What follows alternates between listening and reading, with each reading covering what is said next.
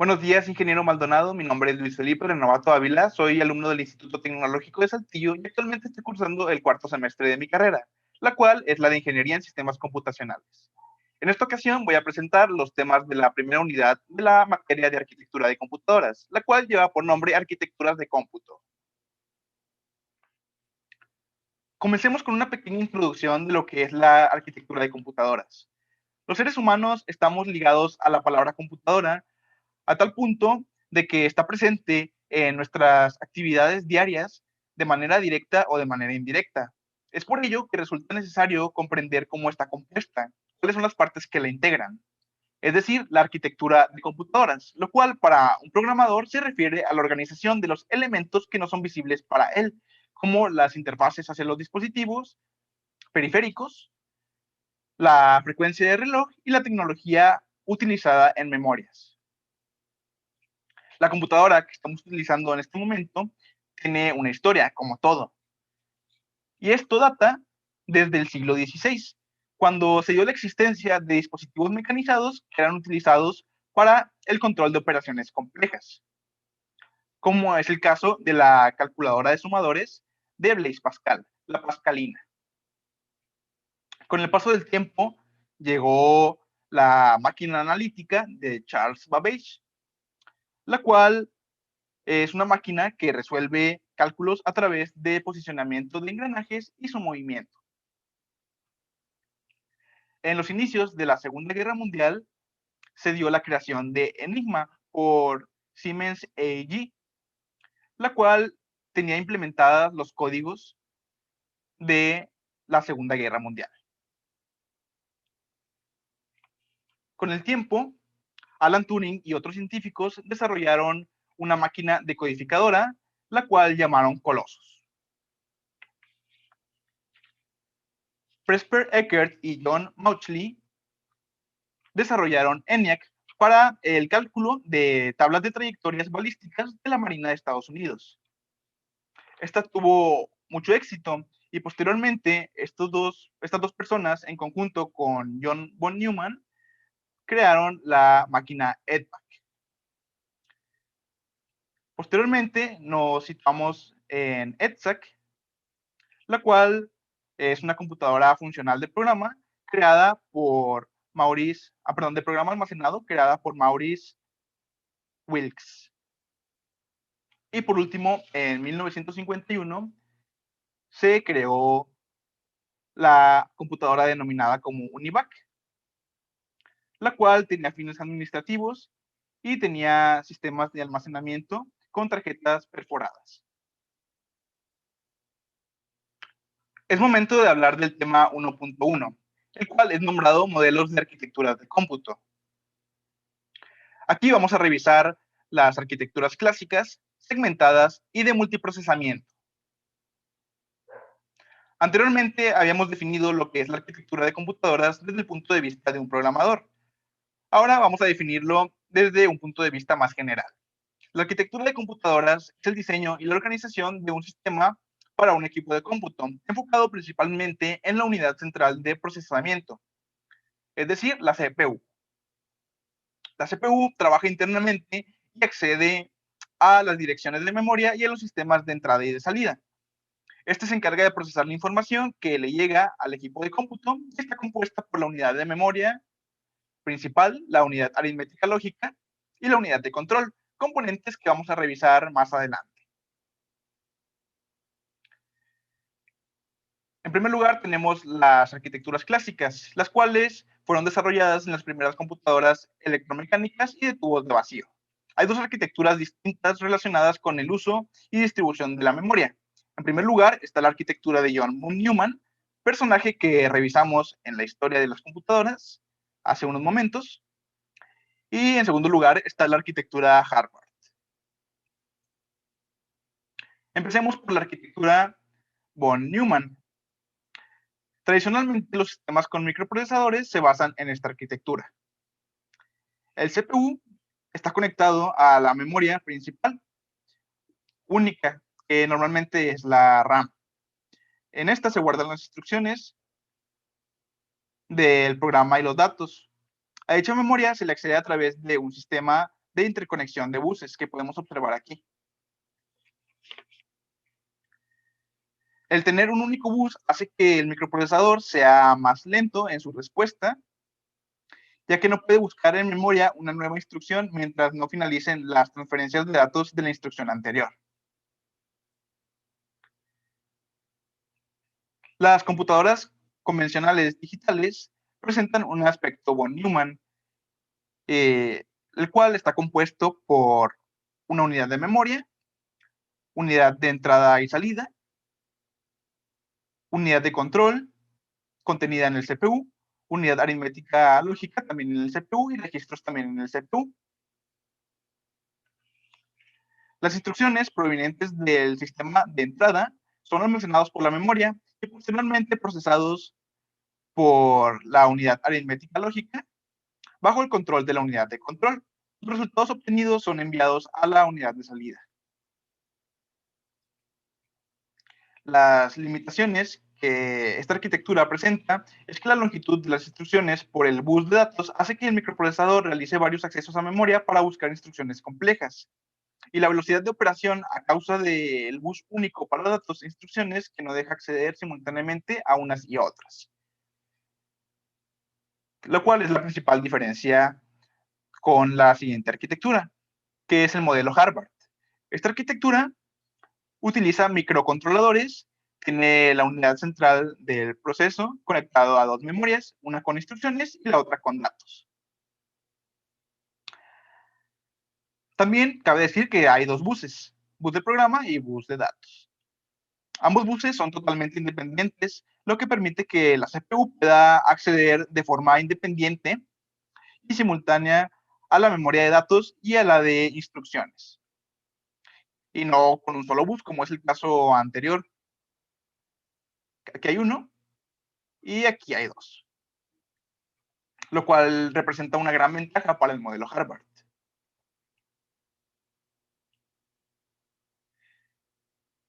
La CPU puede completar la ejecución de una instrucción y al mismo tiempo leer la siguiente instrucción a ejecutar, gracias al manejo de dos memorias y dos buses. En este modelo, cualquier instrucción ocupa una sola posición de memoria del programa, logrando así mayor velocidad y menor longitud de programa. Las limitaciones que este modelo presenta es de que el bus de datos y direcciones único se convierte en un cuello de botella por el cual debe pasar toda la información que se lee o se escribe a la memoria, obligando que todos los accesos a esta sean secuenciales. Y también limita el grado de paralelismo, es decir, las acciones que se pueden realizar en un mismo instante, al mismo tiempo.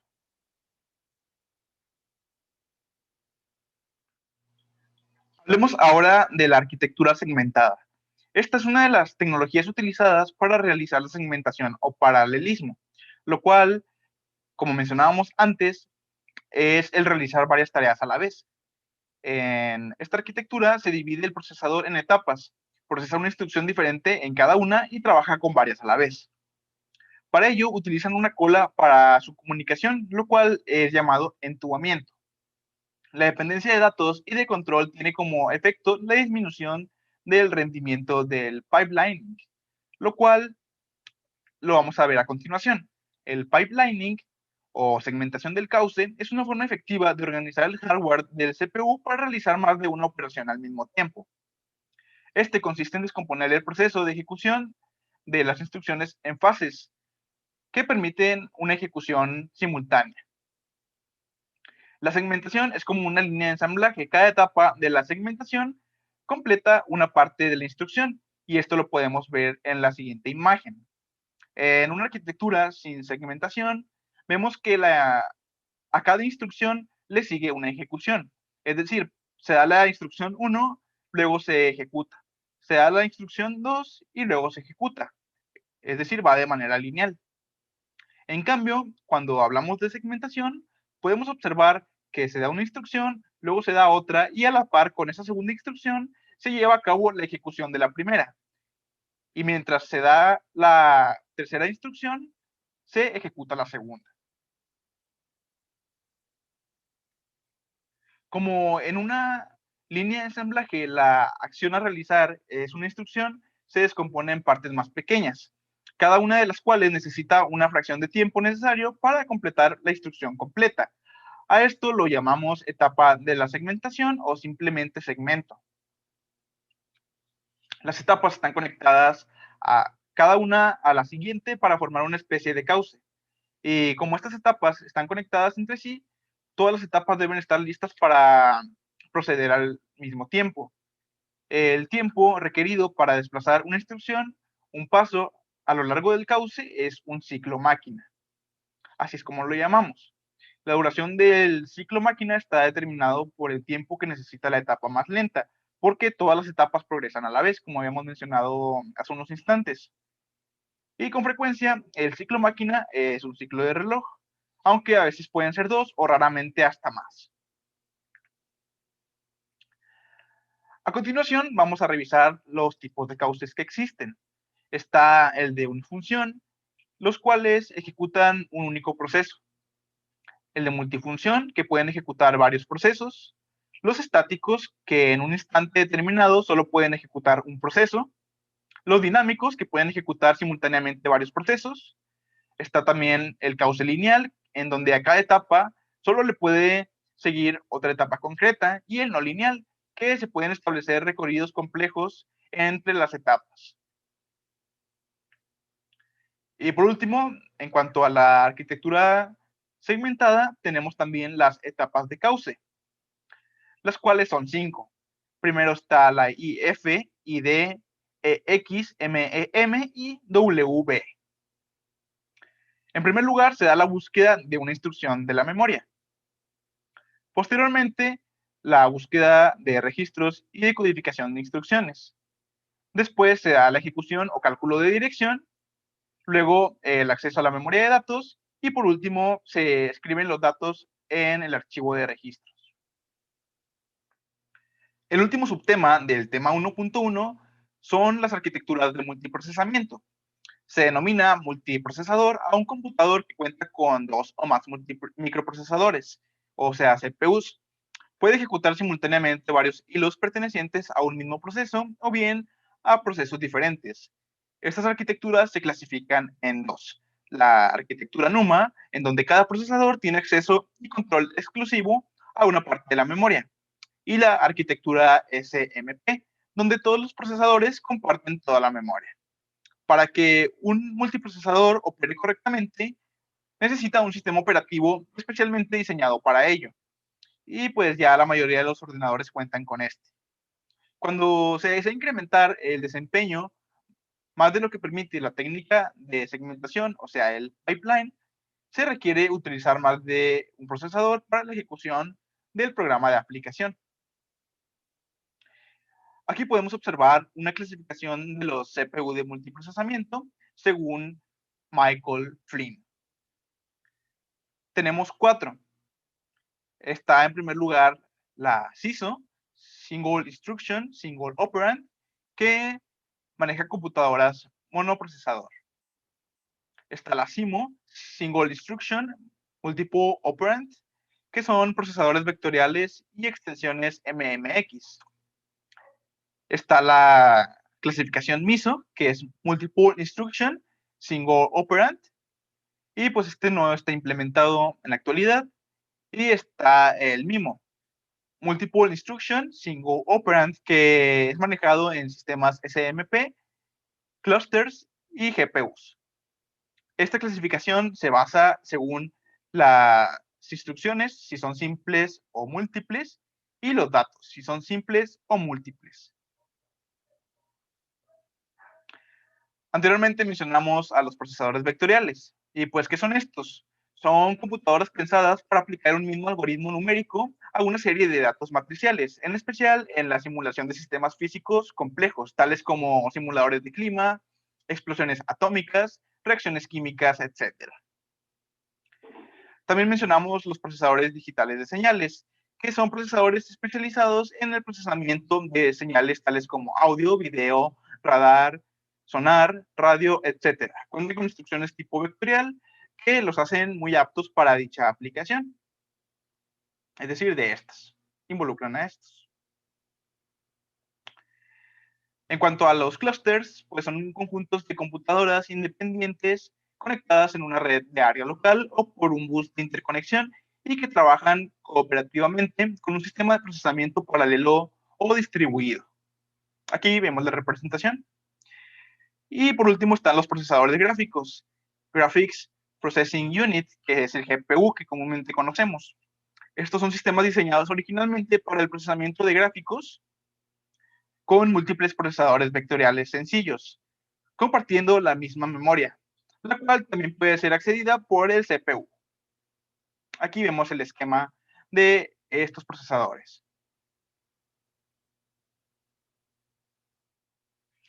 Hemos llegado al segundo tema de la unidad 1. Este es el 1.2, llamado análisis de los componentes. En él vamos a revisar 5 subtemas. El primero es arquitecturas, después memoria, seguido está el manejo de la entrada y salida, luego los buses y por último las interrupciones. En cuanto al análisis de los componentes, cabe decir que en la actualidad han aparecido arquitecturas híbridas entre la von Neumann y la Harvard, las cuales son las clásicas analizadas previamente. Y esto se ha realizado para buscar conservar la flexibilidad de ambas, pero mejorando el rendimiento. Los programas cada vez más grandes y complejos implican microprocesadores más rápidos y eficientes. Entonces, para el diseño de un microprocesador debemos visualizar cuál será su juego de instrucciones, el cual decide el diseño físico del conjunto. Y en esta situación vamos a tener que decidir entre dos opciones. El diseño CISC, que son computadoras de conjunto complejo de instrucciones, y el diseño RISC, que son computadoras con conjunto reducido de instrucciones. A continuación vamos a observar una tabla, un cuadro comparativo entre estos dos diseños. Como mencionamos ya, el CISC se refiere a computadoras de conjunto complejo de instrucciones y el RISC a computadoras con conjunto reducido de instrucciones. La aplicación de CISC pues es en ordenadores domésticos, mientras que RISC es utilizado para entornos de red.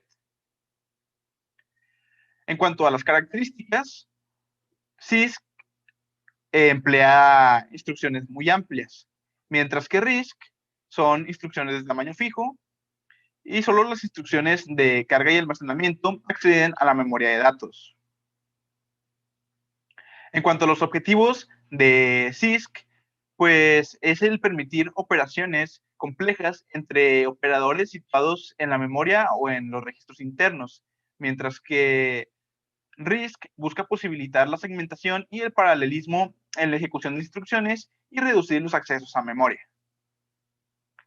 En cuanto a las ventajas, pues CISC reduce la dificultad de crear compiladores, permite reducir el costo total del sistema, mejora la compactación de código y facilita la depuración de errores.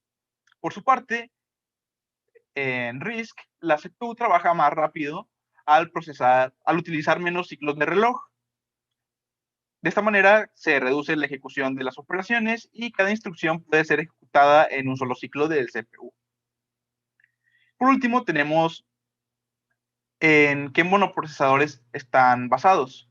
En el caso de CISC, pues tenemos Intel 8086, 8088, 80286, 80386, 80486 y el Motorola 68000, 68010, 68020, 68030 y 6840. En el caso del RISC, pues son las MIPS Technologies, IBM Power, Power PC de Motorola e IBM, y Spark y Ultra Spark. Ahora vamos a adentrarnos a la unidad central de procesamiento, la CPU, de la cual hemos estado hablando a lo largo de la presentación.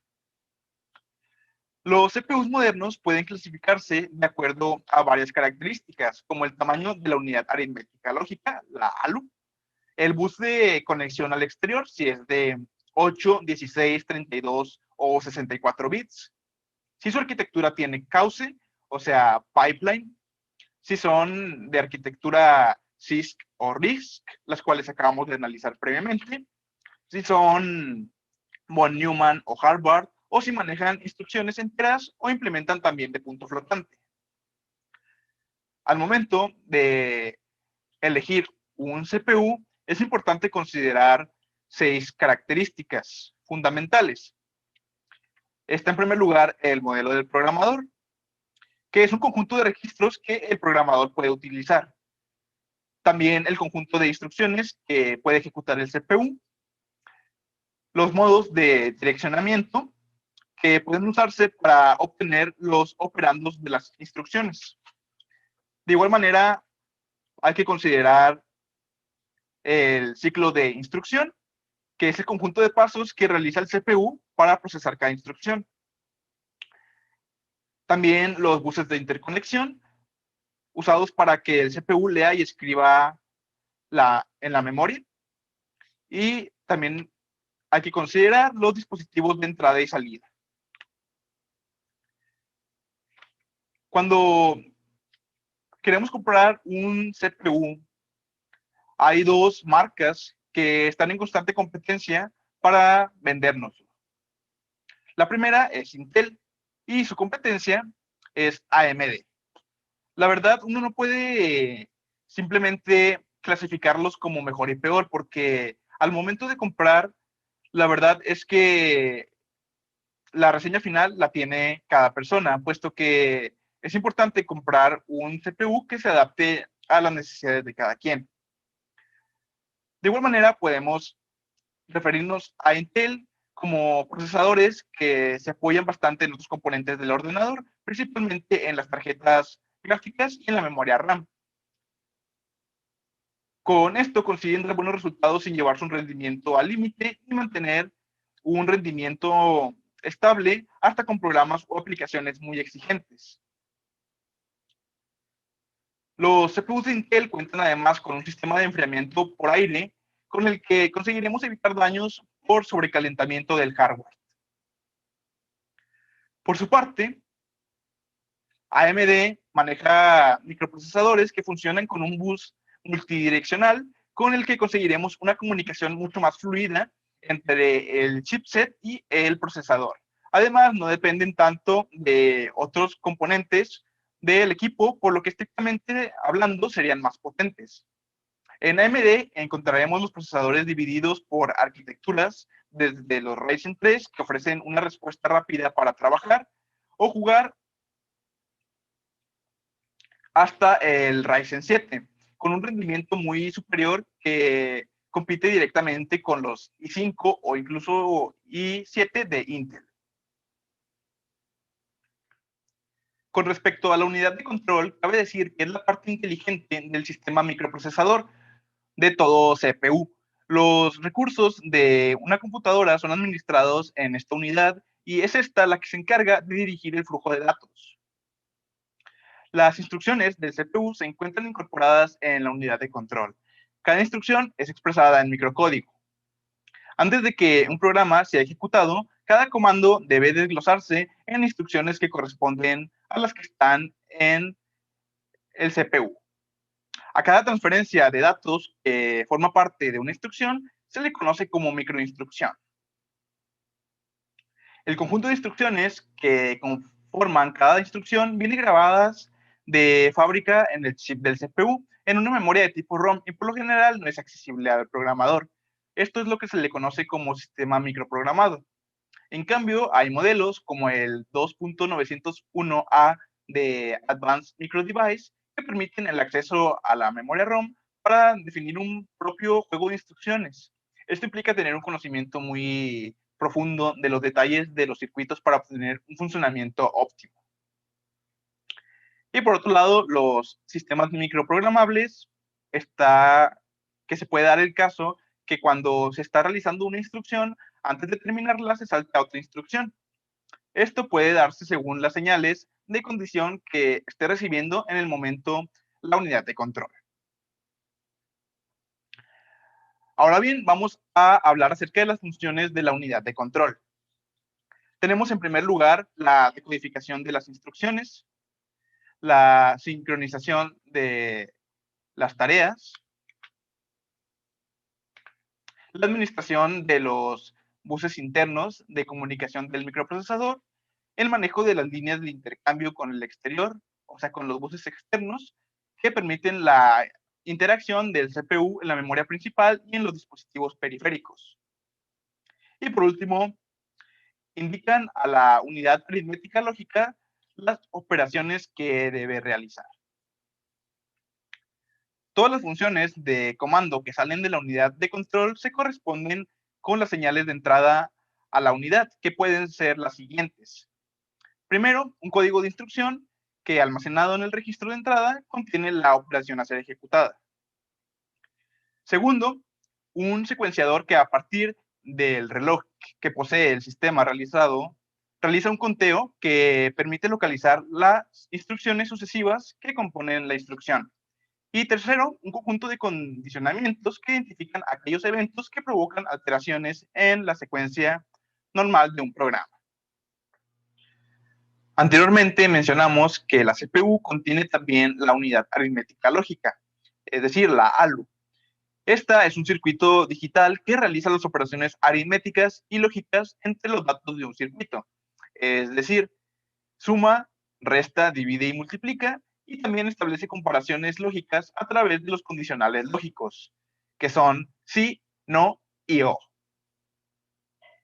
Todos los microprocesadores, los CPUs, incluyen al menos una ALU que varía su poder y complejidad según su finalidad. La ALU cuenta con una serie de registros para almacenar los datos y los bits de información sobre los resultados. Tenemos aquí en esta imagen, en primer lugar, el circuito operacional que realiza las operaciones con los datos de los registros de entrada. Entonces, aquí tenemos los registros de entradas, el primero y el segundo, que contienen los operandos de la operación. Tenemos también un acumulador que almacena los resultados de las operaciones y un registro de estado, el cual se encarga de registrar las condiciones de la operación anterior. El una ALU puede llevar a cabo distintas operaciones. Entre estas se encuentra la suma aritmética, la resta aritmética con complemento a 2, operaciones lógicas, productos y suma lógica, comparación, complementación y enmascaramiento, desplazamiento o rotación y transferencia. Una ALU se compone de las siguientes partes: sumador, restador, operadores lógicos como lo son AND, OR, XOR y NOT, un acumulador y un registro auxiliar, un registro de salida, señales de control que indiquen la operación a realizar, registros de banderas y circuito de control.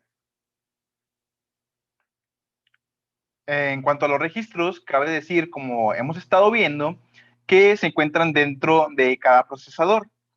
Su función principal es almacenar los valores de cada uno de los datos, comandos, instrucciones o estados binarios, que son los que ordenan qué dato debe procesarse, así como la forma en que se debe realizar. Un registro no deja de ser una memoria de velocidad alta y con poca capacidad. Existen, según esta clasificación, 9 tipos de registros.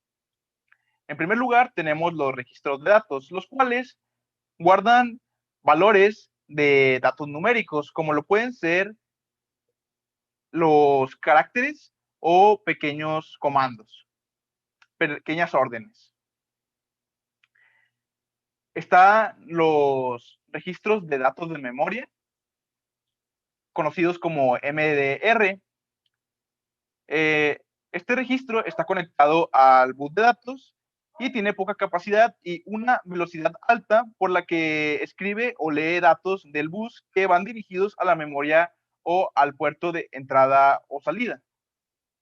En tercer lugar están los registros de direcciones, los cuales guardan direcciones para acceder a la memoria principal o primaria, que comúnmente conocemos como RAM o ROM. Están los registros de propósito general, llamados GPRS, los cuales sirven para almacenar datos o direcciones generales. Se trata de una especie de registros mixtos que, como su nombre lo dice, no tienen una función específica. La contraparte de los anteriores son los registros de propósito específico, SPRS. Estos guardan datos del estado del sistema, como puede ser el registro de estado o el instruction pointer. Están los registros de estado, que sirven para guardar valores reales cuya función es determinar cuándo una instrucción debe ejecutarse o no. Luego tenemos los registros de bandera, comúnmente conocidos como flags. Estos los encontramos en los procesadores Intel con arquitectura por 86. Estamos ante registros de 16 bits de ancho, pero tienen dos sucesores, que son eFlags, que cuenta con 32 bits de ancho, y RFlags, que tiene 64 bits de ancho. En penúltimo lugar están los registros de coma flotante, y nosotros sabemos bien que la coma flotante es una representación en forma de fórmula de números reales de distintos tamaños que sirve para realizar operaciones aritméticas. Por lo tanto, estos registros guardan estas operaciones en muchísimas arquitecturas. Y por último, están los registros constantes, cuyo objetivo es guardar valores de solo lectura, como lo son el 0, el 1 o el pi. Continuando con el temario, el apartado 1.2.1 incluye también a los buses. Sin embargo, no me voy a adentrar mucho en este tema debido que en el apartado 1.2.4 los buses serán revisados con una mayor profundidad. De momento, me gustaría aclarar que el bus, o también llamado canal, es un sistema digital que transfiere datos entre los componentes de una computadora. Este está formado por cables o pistas en un circuito impreso, dispositivos con resistores y condensadores, además de circuitos integrados. A continuación voy a hablar acerca de la memoria. La memoria es un dispositivo que puede mantenerse en por lo menos dos estados estables por un cierto periodo de tiempo. Cada uno de estos estados estables puede utilizarse para representar un bit. A un dispositivo con la capacidad de almacenar por lo menos un bit se le conoce como celda básica de memoria. Estas celdas básicas de memoria son estos cuadritos que podemos ver en la imagen. Un dispositivo de memoria completo, es decir, todo esto, se forma con varias celdas básicas y los circuitos asociados para poder leer y escribir dichas celdas. Al número de bits que puede almacenar cada localidad de memoria se le llama ancho de palabra. Y además, uno de los circuitos auxiliares que integran la memoria es el llamado decodificador de direcciones, el cual activa a las celdas que van a ser leídas o escritas a partir de la dirección en el bus de direcciones. Cuando hablamos acerca del manejo de memoria, es importante indicar que se produce bajo el control directo y continuo del programa que solicita la operación de entrada o salida. Tanto en la entrada y salida programada como con interrupciones que veremos más adelante, el procesador es responsable de extraer los datos de la memoria en una salida y almacenar los datos en la memoria principal. Esto lo podemos ver representado en el siguiente esquema, en donde, por ejemplo, en cuanto a un dispositivo de entrada, podemos indicar nuestro teclado. Al escribir algo, se envían datos a la memoria. Dichos datos son compartidos con el CPU y posteriormente se manda la información al dispositivo de salida, que bien puede ser nuestro monitor. Ahora bien, en cuanto a la memoria principal, vamos a aclarar la siguiente información. Un chip de memoria de semiconductor puede contener millones de minúsculos transistores o condensadores. Existen memorias de semiconductor volátiles y no volátiles. En las computadoras modernas, la memoria principal consiste casi de manera exclusiva en memoria de semiconductor volátil y dinámica, la cual es también llamada memoria dinámica de acceso aleatorio o Random Access Memory por sus siglas en inglés y que comúnmente conocemos como RAM. Con el cambio de siglo, es decir, actualmente en el siglo XXI, ha habido un crecimiento constante en el uso de un nuevo tipo de memoria de semiconductor no volátil llamada memoria flash, que bien pueden ser memorias USB o micro SD. Aquí podemos observar la memoria RAM. Estas son cada una. Por último, aún hablando de memorias, tenemos la memoria caché. La memoria caché es una pequeña memoria que se encarga de conseguir que el trabajo de nuestro procesador pueda realizarse a la velocidad que éste opera. Es la memoria de acceso rápido de una computadora que guarda temporalmente las últimas informaciones procesadas. Se sitúa entre la CPU y la RAM para acelerar el intercambio de datos. La memoria caché consta de 3 niveles. En primer lugar tenemos la memoria caché nivel 1 o L1, que también es llamada memoria interna. Se encuentra en el núcleo del procesador. Es utilizada para almacenar y acceder a datos e instrucciones importantes y de uso frecuente, agilizando los procesos al ser el nivel que ofrece un tiempo de respuesta menor.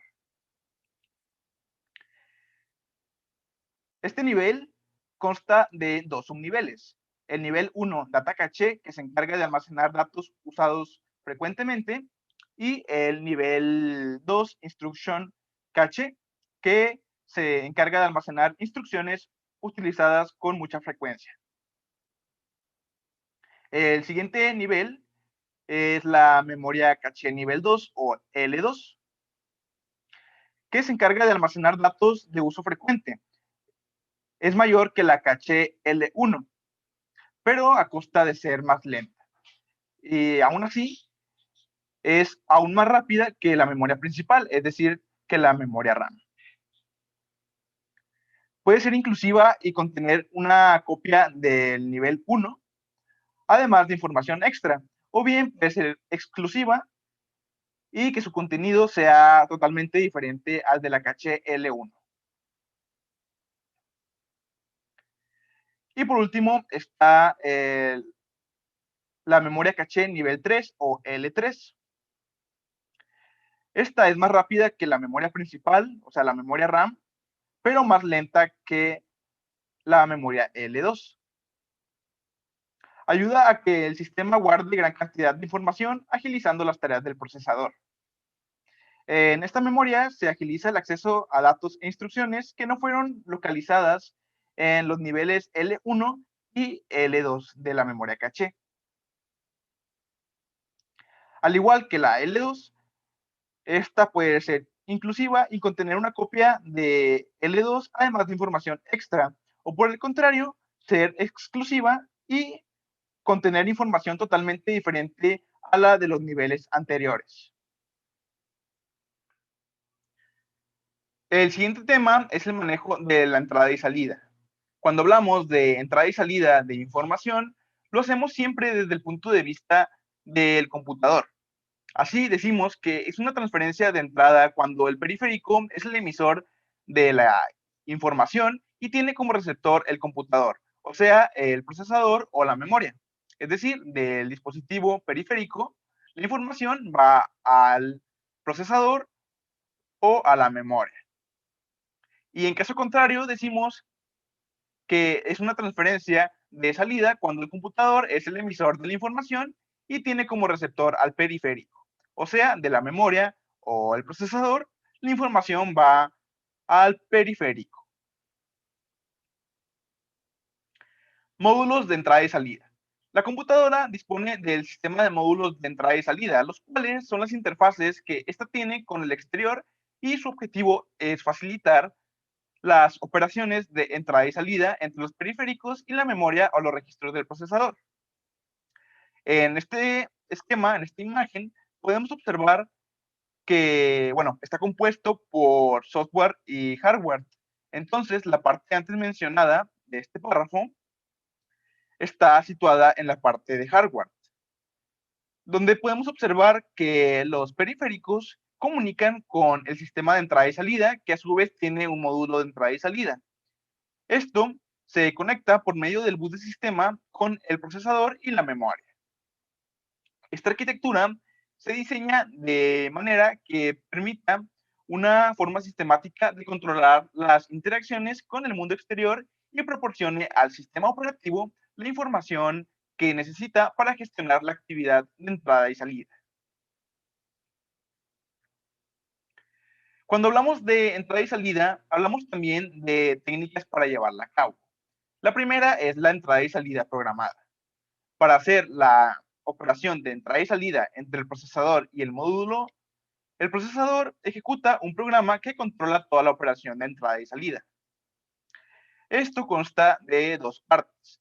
Primero, la sincronización, en donde el procesador ejecuta un programa que mira constantemente el estado del periférico, consultando el registro de estado del módulo de entrada y salida. Mientras se lleva a cabo la sincronización, el procesador está dedicado al 100% a esta tarea y por lo tanto no puede atender a otros procesos o a otras aplicaciones. La otra parte es el intercambio de datos. Si es una operación de lectura, es decir, una entrada, el procesador lee el registro de datos del módulo de entrada y salida para recoger el dato enviado por el periférico y lo guarda en memoria. Si es una operación de escritura, o sea, una salida, el procesador toma de la memoria el dato que queremos enviar al periférico y lo escribe en el registro de datos del módulo de entrada y salida. La siguiente técnica es la entrada y salida mediante interrupciones. El programa genera una orden de entrada y salida y después continúa ejecutándose hasta que el hardware lo interrumpe para indicar que la operación ha concluido. Esta técnica de entrada y salida pretende evitar que el procesador tenga que estar parado mientras espera a que el periférico esté preparado para hacer una nueva operación de entrada y salida y pueda aprovechar este tiempo para ejecutar otros programas. Como parte del hardware, es necesario que la computadora disponga de una línea especial que tiene que formar parte del conjunto de líneas de control del bus del sistema y que denominamos línea de petición de interrupción, que se denota en estas imágenes por las letras INT y una línea horizontal. El módulo de entrada y salida avisa al procesador mediante esta línea e indica que está preparado para hacer una transferencia. La señal INT la activa el módulo de entrada y salida y la recibe el procesador de esta manera. De igual manera, en esta imagen sucede de esta forma.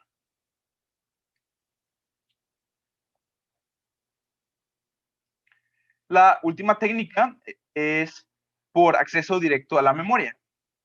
Un procesador específico toma el control de la operación para transferir un bloque de datos. El módulo de acceso directo a la memoria es capaz de imitar al procesador y capaz de transferir datos desde memoria a través del bus de sistema. Debe utilizar el bus solo cuando el procesador no lo necesita o debe forzar al procesador a que suspenda temporalmente su funcionamiento. Aquí podemos observar en esta imagen la representación de lo antes descrito. Por último, están los canales y procesadores de entrada y salida. El canal de entrada y salida representa una ampliación del concepto antes visto. de acceso directo a la memoria. Este puede ejecutar instrucciones de entrada y salida, por lo que tiene control completo de dichas operaciones. El canal de entrada y salida selecciona un dispositivo y efectúa la transferencia de datos. Cada dispositivo es manejado módulo de entrada y salida o controlador. Así, el canal se utiliza en lugar del CPU para tomar control de dichos controladores. Tenemos, por ejemplo, el canal multiplexor, que puede manejar la entrada y salida de varios dispositivos al mismo tiempo. Aquí vemos la representación de este canal. Hace rato vimos una pequeña introducción de lo que es un bus. Sin embargo, ya es tiempo de analizar el tema con mayor profundidad. Un bus se puede definir como una línea de interconexión portadora de información, constituida por varios hilos conductores, en el sentido físico, o varios canales, en el sentido de la lógica, por cada una de las cuales se transporta un bit de información. El número de líneas que forman los buses, o sea, el ancho del bus, es fundamental. Si un bus está compuesto por 16 líneas, podrá enviar 16 bits al mismo tiempo. Los buses conectan toda la circuitería interna, es decir, los distintos subsistemas del ordenador intercambian datos gracias a los buses. Vamos a analizar los tipos de buses existentes. La principal clasificación se da según la longitud física de la conexión y es aquí donde surgen el bus paralelo y el bus serial. En cuanto al bus paralelo, tenemos que se usa para distancias cortas, los datos son enviados por bytes al mismo tiempo, la cantidad de datos enviada es bastante grande y es usado en el bus del procesador, los buses de discos duros, tarjetas de expansión y de video e impresoras. En cuanto al bus serial, podemos decir que es utilizado para distancias largas, los datos son enviados bit a bit y se reconstruyen por medio de registros o rutinas de software. Este bus está formado por pocos conductores y su ancho de banda depende de la frecuencia. Además, es usado en buses para discos duros, tarjetas de expansión y para el bus del procesador. Aquí podemos observar una imagen del bus paralelo y otra del bus serial. En cuanto a los buses del procesador, tenemos tres distintos: bus de direcciones, bus de datos y bus de control. El bus de direcciones es unidireccional. La información fluye en un solo sentido, del CPU a la memoria o a los elementos de entrada y salida. Su tamaño o anchura está especificado por el número de hilos conductores o pines. El bus de datos es bidireccional. Los datos pueden fluir hacia o desde el CPU. Las terminales pueden ser entradas o salidas. La clasificación del procesador depende del número de bits del bus de datos.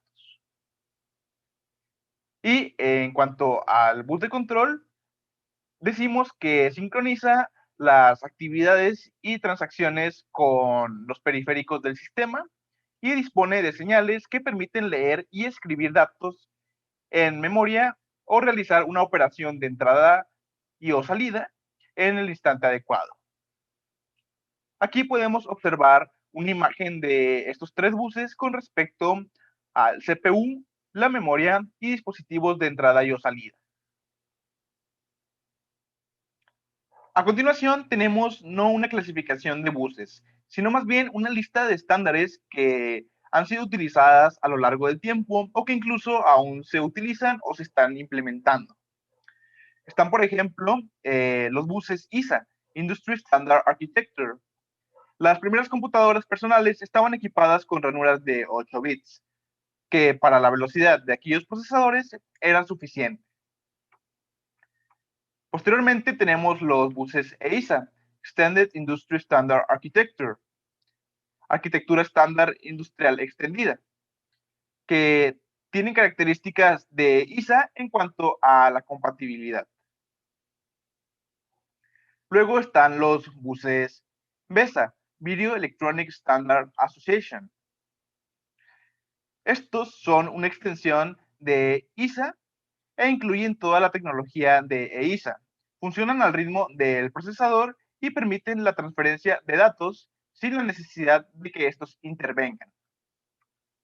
Seguido están los buses PCI, Peripheral Component Interconnect, interconexión a componentes perimetrales.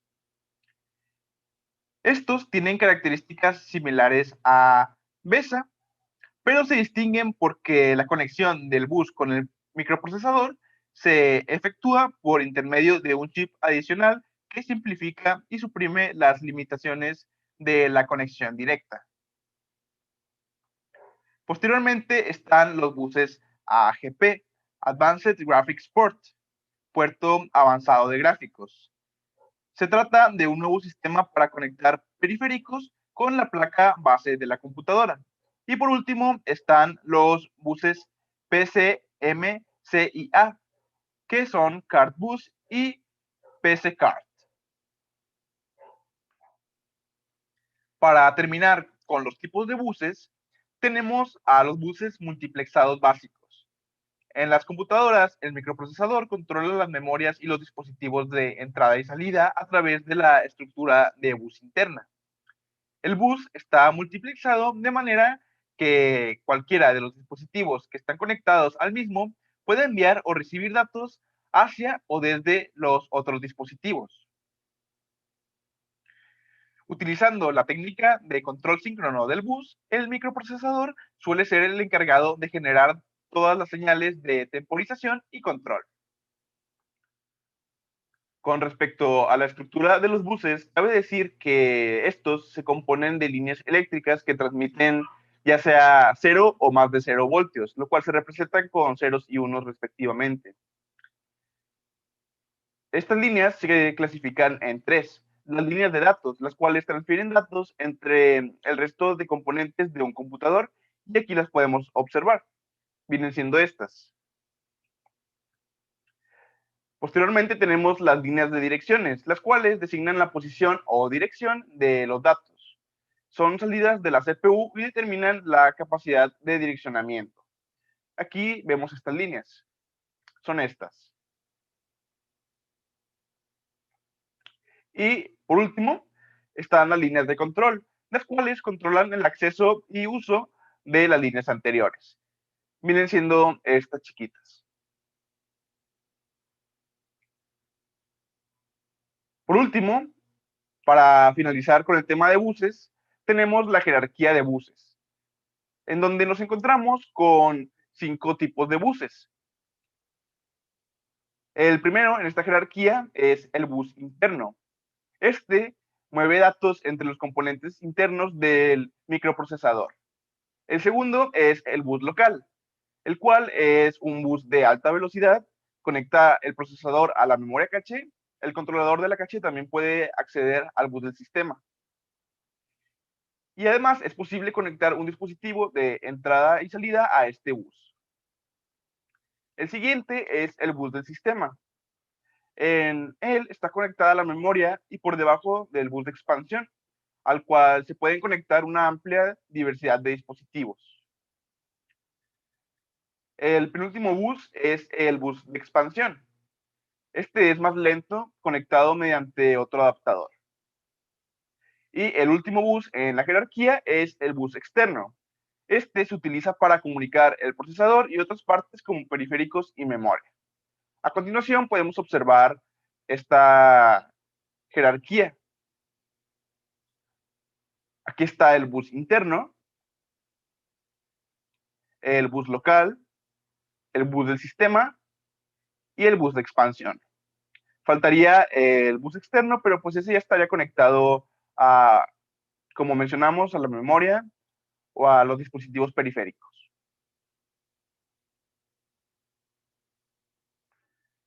Finalicemos esta exposición con el tema de interrupciones.